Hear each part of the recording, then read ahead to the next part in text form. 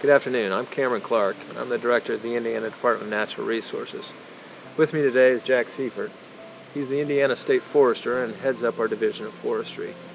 We're here in the backcountry area of the Yellowwood State Forest, where soon there will be a harvest in of the backcountry area. Jack, first, tell us about what kind of harvest it's going to be, and is this something that's new to the program? This is going to be a single tree harvest, which is about 95% of our harvesting program across the entire forest system. So it's not new. We've been harvesting trees on the state forest since its inception over 100 years ago. And single tree selection is what, Jack? You're just picking a tree here, a tree there. Essentially, in this harvest here, we're capturing trees that we know are stressed from drought, have insect issues, and we're freeing up other trees to allow the residual trees to grow better and produce more hard mass or acorns or whatever like that. But over the past 10 to 12 years, we've increased harvest activity. Why?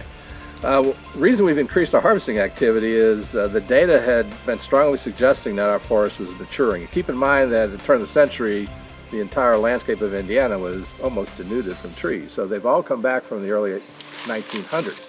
So just like you and me, there's different periods of time when some trees live and die. So what we've been able to document through our data collection is trees by species age out. And what we're trying to do is capture those trees, as we're doing here, as they age out before they become dead.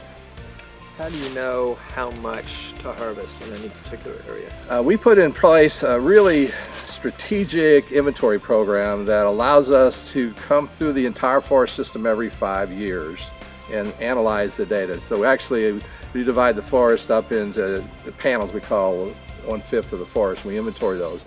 We measure every tree in plots. We look at mortality, we look at wildlife habitat, we look at invasive species, we look at growth. And that helps us determine what we call our allowable cut. And from that information, you then will go into an area and somehow decide which trees to take and which not. Actually, the foresters that on the ground will actually do another inventory to document even further that this stand has X conditions, it has X stocking. It's kind of like a garden. You know, if you plant too many of one plant, you may get spindly plants that are prone to insect and disease issues.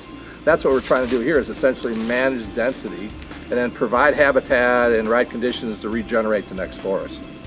So some trees may be taken out that are unhealthy, some may be older trees that are aging out, and some trees that are the best examples of the species are left? Correct. I mean, this is a perfect example behind here. If we wanted to maximize our return on cutting trees, we'd be cutting this white oak veneer tree, which is worth dollars per board foot, versus the trees that we harvested that are smaller diameter, different species that may be worth 20 to 25 cents per board foot. So we really focus on what's the long-term benefit for the forest. Great.